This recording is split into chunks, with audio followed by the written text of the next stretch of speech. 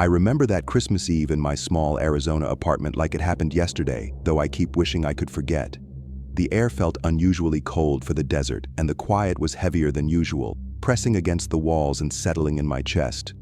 I was sitting on the carpet, surrounded by half-wrapped gifts, scissors, and tape, trying to get everything done before midnight. For some reason, the shadows in the room seemed darker, stretching toward me like they wanted to touch. As I taped the last edge of a gift, I thought I saw a faint movement behind the balcony blinds. At first, I told myself it was just the wind, but the night was still.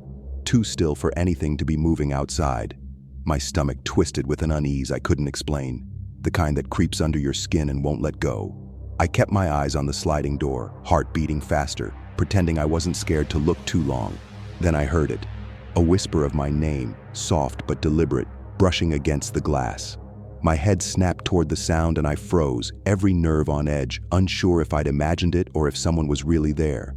The whisper didn't come again, but the silence that followed felt suffocating, like someone was waiting just beyond the blinds. I stayed crouched on the carpet, trying to convince myself it was nothing, though my instincts screamed otherwise. I reached for my phone slowly, careful not to make a sound that would draw attention, and opened the security camera app. The corner of the balcony was shrouded in darkness, barely visible, but something about it made my pulse spike. I leaned closer, squinting at the grainy feed, telling myself I'd laugh about it later if it was just a trick of the light. The deeper I looked, the more I realized that quiet fear had settled into something real and unshakable. A hooded figure appeared in the edge of the camera frame, just enough to make my stomach drop, but not enough to reveal a face. They lingered there, perfectly still, deliberately out of reach, and it felt as though the air in my apartment had grown heavier around me. I couldn't move or speak, frozen in a moment that seemed to stretch forever. The idea that someone had been standing there, watching me, whispered in every corner of my mind. My thoughts raced, trying to rationalize what I was seeing, but logic felt pointless against the dread filling the room. Whoever was outside knew my name, knew where I lived, and somehow knew I was alone. I debated calling the police, but the thought of alerting the figure or giving away my position paralyzed me. All I could do was sit on the floor, staring at the faint outline in the camera feed, waiting for something I didn't want to happen. I thought about opening the blinds, but every instinct screamed not to, and I realized I had no idea what I would do if I saw them clearly. The room felt smaller, like the walls were closing in, every creak and shift of the building amplified in the silence. I tried to breathe slowly, counting in my head, but the whisper kept echoing in my thoughts. Every shadow and flicker in the dark corner of the balcony seemed to move when I wasn't looking.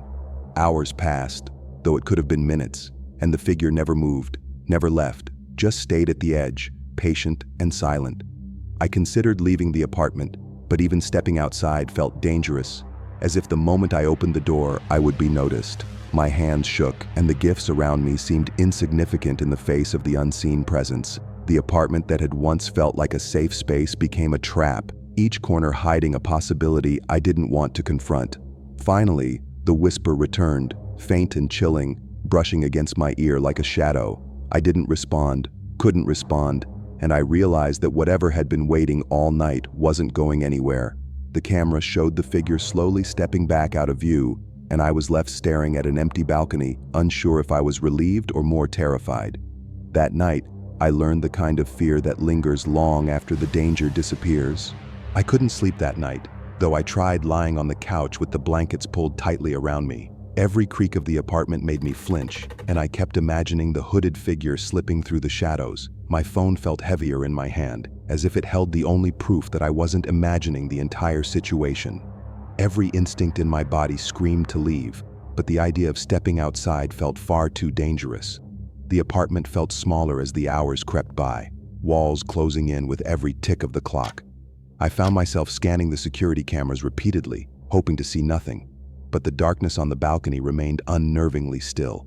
I thought about calling the police, yet hesitated, worried that announcing my awareness might provoke the stranger. The fear was physical, like a weight pressing down on my chest, and it refused to let me think clearly. Around 2 a.m, I heard a soft scraping sound on the balcony, barely audible, like someone dragging a shoe across concrete. My pulse spiked, and I froze, listening for more, but there was nothing else. Until the whisper returned, even closer this time. It didn't form words, just a low, deliberate sigh that brushed against the glass and left the room feeling colder. I realized the figure had moved, inching along the railing silently, testing whether I noticed. I didn't respond, didn't even breathe too loudly, and forced myself to keep watching the camera feed. The hooded figure stayed just out of full view, deliberately hidden, but enough of a silhouette was visible to make my stomach twist. It was then I noticed a small flashlight beam appear briefly, sweeping across the balcony floor as if they were searching for something. My mind raced. Were they just watching or planning something I couldn't yet see? Panic settled in my chest, making it hard to focus, but I forced myself to think logically. The balcony door was locked, double-checked, and the sliding glass panel was sturdy, but that didn't ease the unease. Someone was out there, patiently observing, probably knowing I was aware. The thought made every shadow inside my apartment feel like it could move at any second, like the walls themselves were complicit in their presence. I tried distracting myself by turning on lights in other rooms, making the apartment feel less empty, but the contrast only made the balcony seem darker. Each flicker of movement behind the blinds made me tense, waiting for the whisper or a hand to appear. My eyes kept darting between rooms, expecting the figure to somehow be inside, and every sound outside made my heart jump. It was impossible to feel safe, and I began questioning how long they had been waiting before I even noticed. Hours passed slowly, and I convinced myself I must have dozed off at some point, though I couldn't be sure. When I woke, my phone had several missed notifications I hadn't heard, including one from the camera app. The hooded figure was gone from the balcony, but my stomach sank knowing they didn't have to be in view to still be a threat. The absence was just as terrifying as their presence had been, leaving me to imagine every possible way they could return. I spent the rest of the night moving carefully, avoiding the blinds and trying to convince myself I could stay awake until sunrise. Every time I glanced at the balcony, I imagined the hooded figure stepping closer to the glass, whispering again. I tried to rationalize it, telling myself it was a stranger's prank or someone lost, but the instinctive fear didn't let me believe it. By the first light of morning, exhaustion took over, though the tension hadn't lifted an inch. Finally, I fell into a shallow, uneasy sleep, leaving the blinds slightly open, my heart pounding, expecting every sound to be a whisper or a footstep. I woke to a quiet apartment, no immediate movement outside, but the feeling of being watched lingered. I realized the night hadn't ended with the figure leaving.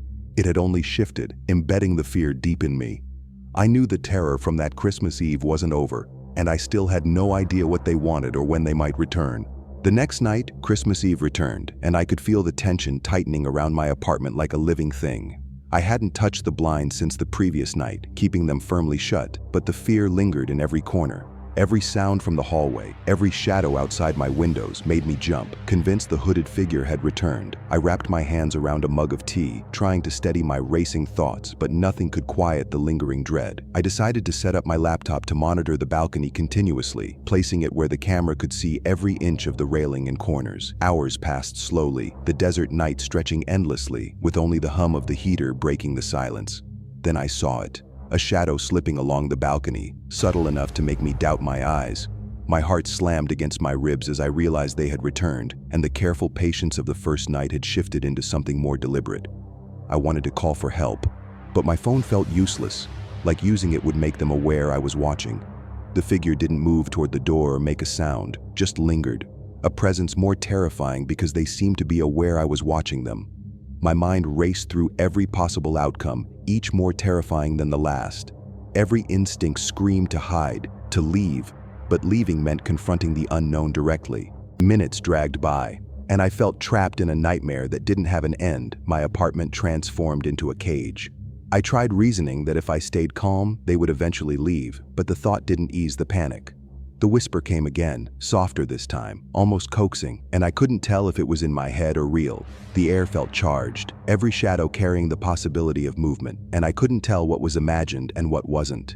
Suddenly, a small object was placed on the balcony floor, just visible in the corner of the camera frame. I leaned closer, squinting, and realized it was a wrapped gift, carefully positioned as if waiting for me to notice. My stomach twisted with a combination of fear and disbelief, wondering if this was a taunt or an invitation. The thought of opening it made my skin crawl, but I couldn't look away, mesmerized by the deliberate act. Hours seemed to stretch like days as I watched the balcony, the figure disappearing and reappearing, always just beyond clear view.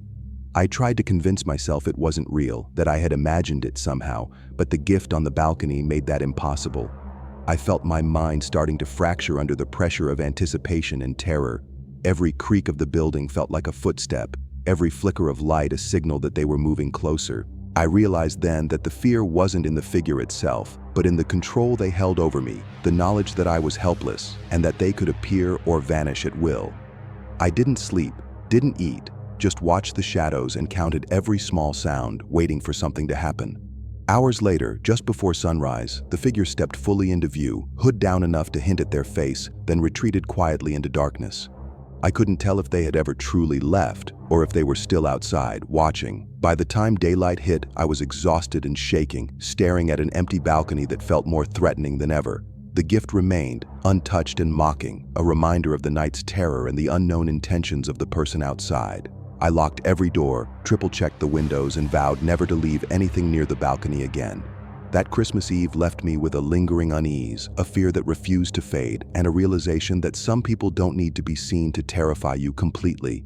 If you enjoyed this story, be sure to like, share, and subscribe. I still remember that Christmas Eve like it was frozen in time, the kind of night that felt ordinary until it didn't. We were in my cousin's backyard, the smell of grilled meat and pine smoke filling the air, and laughter bouncing off the houses around us.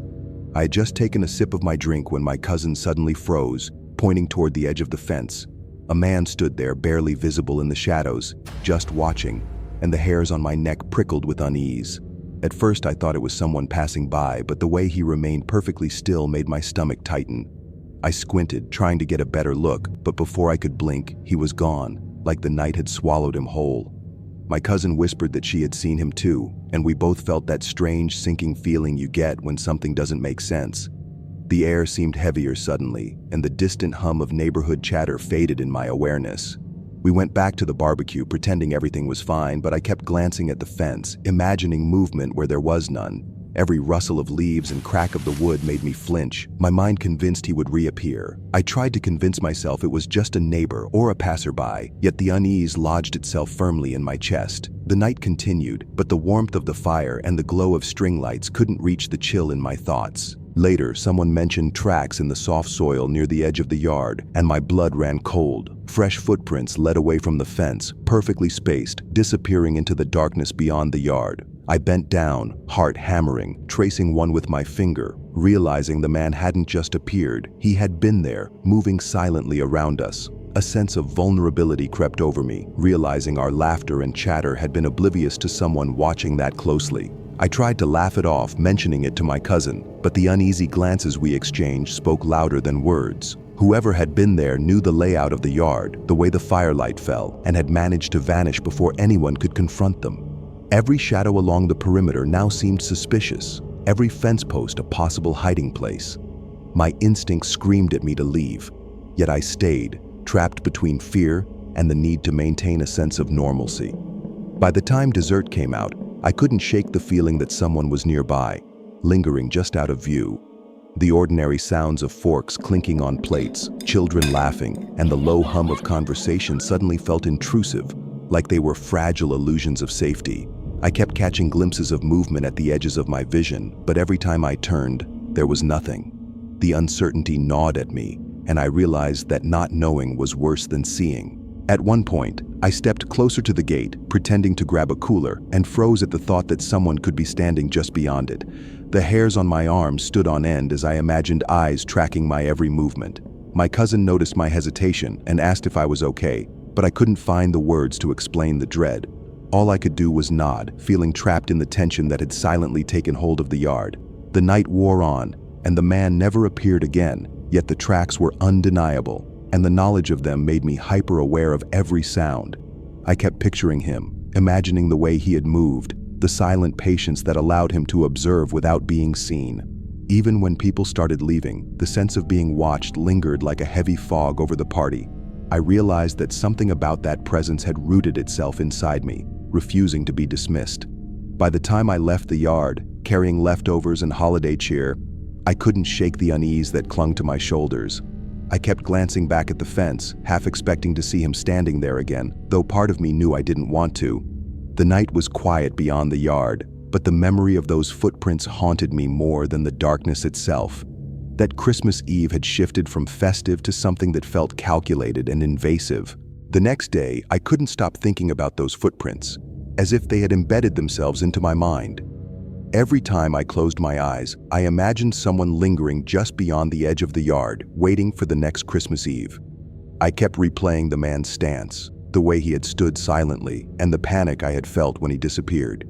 Even mundane tasks felt tense, as though the world outside my apartment had become unpredictable and unsafe. I tried to brush it off while helping my cousin clean up, but the yard felt different to me now, every fence post and tree branch suspicious. The lingering unease followed me inside the house, where lights and decorations that had felt festive now seemed like distractions from the unseen watcher.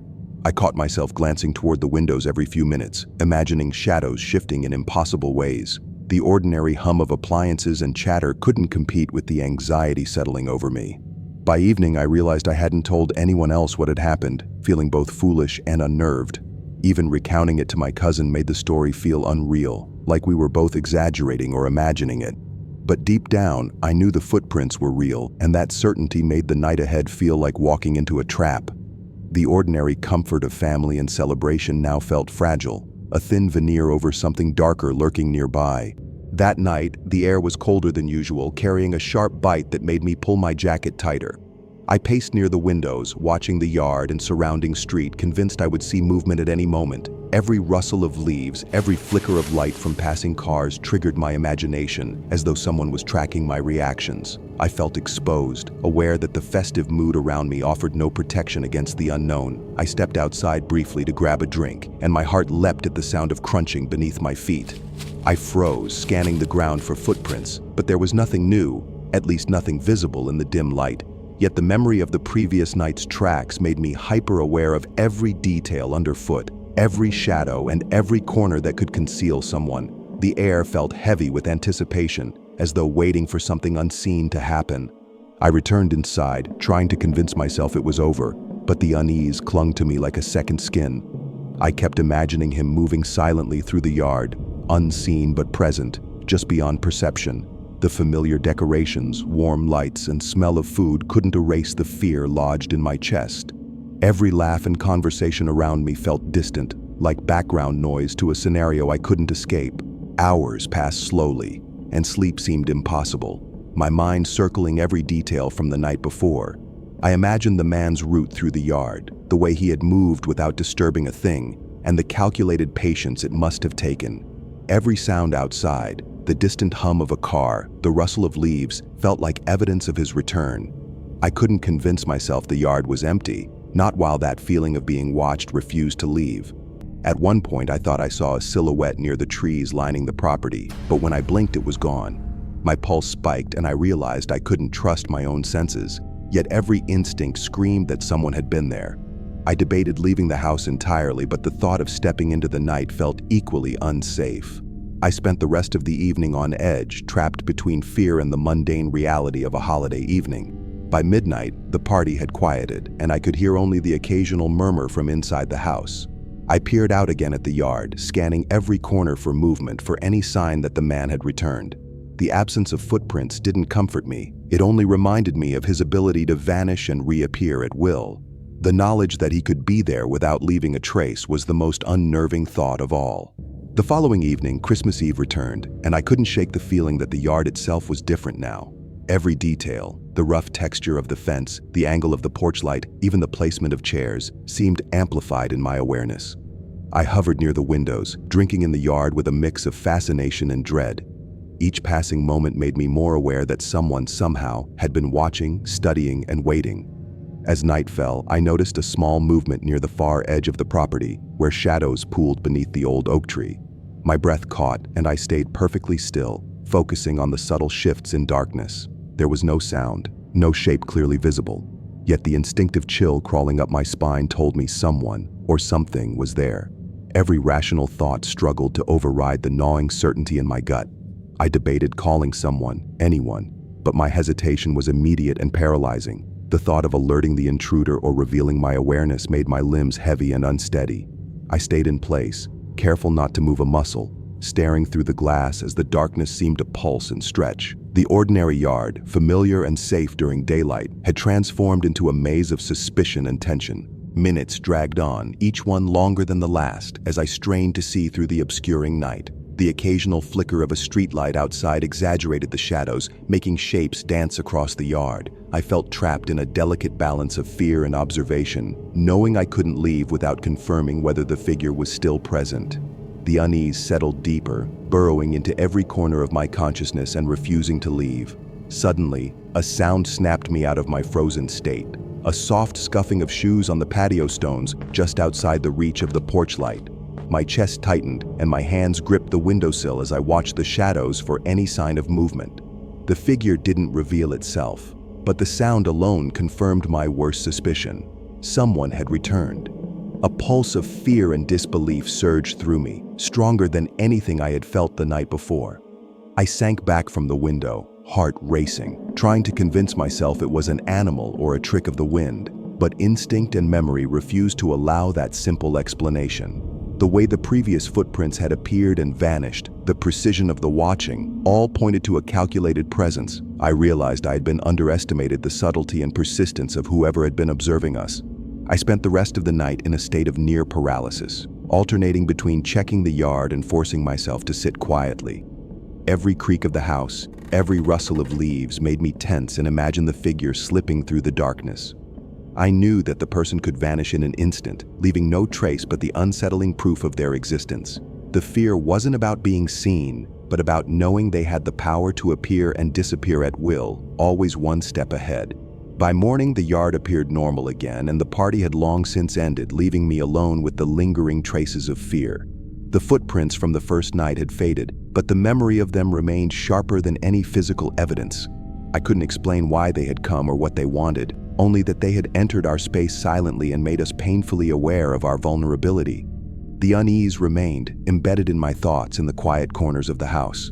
That Christmas Eve changed my perception of safety, leaving a sense of dread that refused to fade. Even now, I catch myself glancing at yards, fences, and shadows with the same caution, half expecting to see someone silently watching. The memory of those nights, the footprints, and the presence I never fully saw reminds me that danger doesn't always announce itself. It can slip in quietly, leaving only questions. I remember that Christmas Eve like it was yesterday, even though years have passed. My best friend and I had spent the evening at her house, wrapping last-minute presents and laughing over old memories. The snow outside fell steadily, covering the street in a soft white blanket, making everything feel calm and quiet. It was the kind of quiet that makes you notice even the smallest, most unusual sounds. Around 10 o'clock, we decided to check her car in the driveway, since we'd left some packages inside. The cold bit through our jackets as we hurried out, the crunch of snow under our boots echoing unnaturally. That's when her car alarm suddenly screamed, cutting through the stillness. My heart jumped and we froze, unsure of what had triggered it. We ran to the car, expecting perhaps a loose wire or a small animal, but that's when I saw him. Across the street, under the dim glow of a street lamp, a man stood perfectly still. He wore a Santa mask, the painted smile frozen, and his dark coat blended into the shadows. I could feel my stomach twist, every instinct screaming that he wasn't just a passerby. I whispered her name and she grabbed my arm, both of us staring at him in disbelief. He didn't move, didn't wave, just watched us with that unnatural stillness. My mind raced, imagining all the ways this could end horribly, but the realistic fear in me kept me grounded. I knew calling the police would be necessary, yet I hesitated, not wanting to provoke him. The alarm continued to wail, echoing down the empty street, making him even more surreal against the quiet neighborhood. We stayed by the car, pretending to check something inside, hoping he would just leave. Every few seconds he shifted slightly, barely noticeable, enough to remind us he was alive and aware. I could feel the cold sweat on my neck, my fingers trembling as I fumbled with the keys. Finally, she whispered, "We need to go inside." And we sprinted toward her front door, our boots leaving deep tracks in the snow. I dared a glance back, and he hadn't moved an inch, still staring, like he had been waiting for us all evening. It was a moment of pure, suffocating dread, the kind that lingers in your chest long after the event. We slammed the door shut, locking it twice, but the fear didn't leave. Inside, we pressed our backs to the door, hearts racing, listening. The alarm had finally stopped, but the silence that followed was heavier, almost tangible. We whispered theories to each other, none of them comforting, all of them plausible in a world where someone could just stand and watch. I kept picturing his still figure under the street light. Every detail burned into my memory. We couldn't sit still, moving from room to room, checking windows and doors repeatedly. Every creak from the house sounded like footsteps. Every shadow in the hallway seemed to twist toward us. Even wrapped in the warmth of the living room, the image of him lingered outside, silent, watching.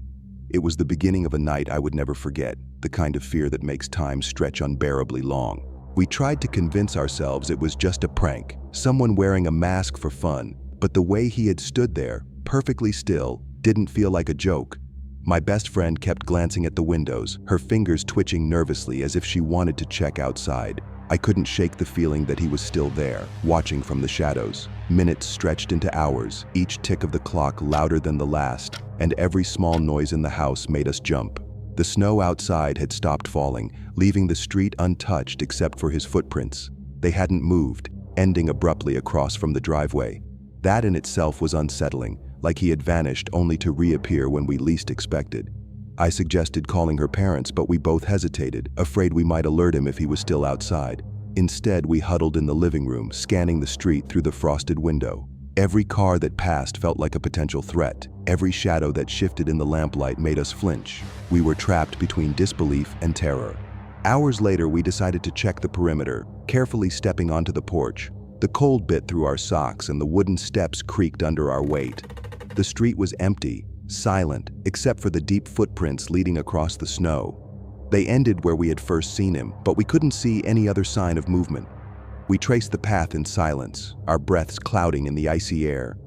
My hands shook as I gestured to her to follow quietly, trying to make sense of it.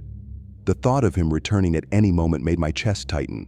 I realized then that fear wasn't just about what he could do, but about the complete control he seemed to have over our panic.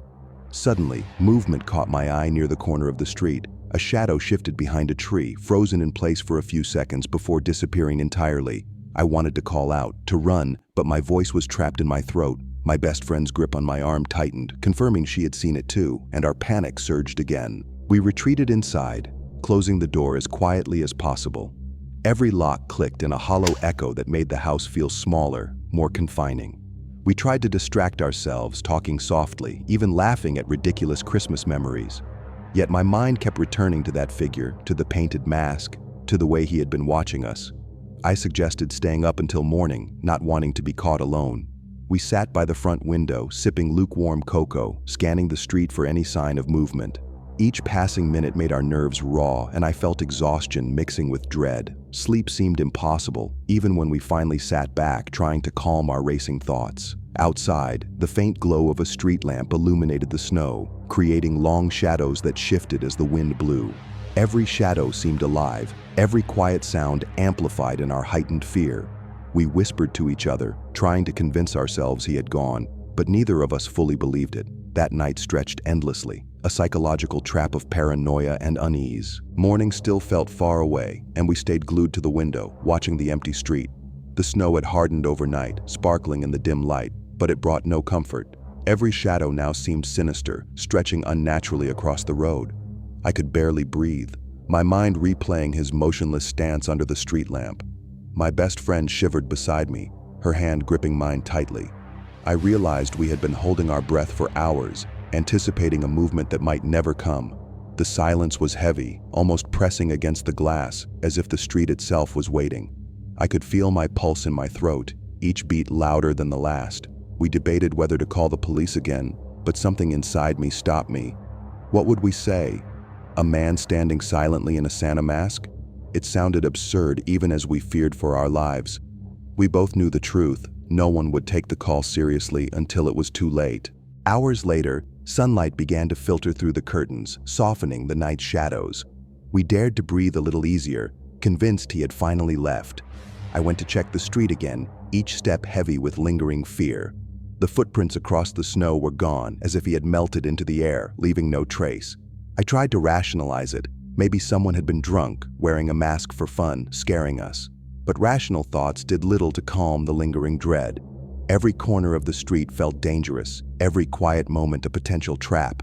I realized fear wasn't just what happened, but what we imagined could happen next. The relief was brief. When I glanced back at the window, a figure crouched by the mailbox across the street. My heart froze. The mask was unmistakable, the painted grin mocking us in daylight. He hadn't left. He had only waited, watching us like a predator assessing his prey.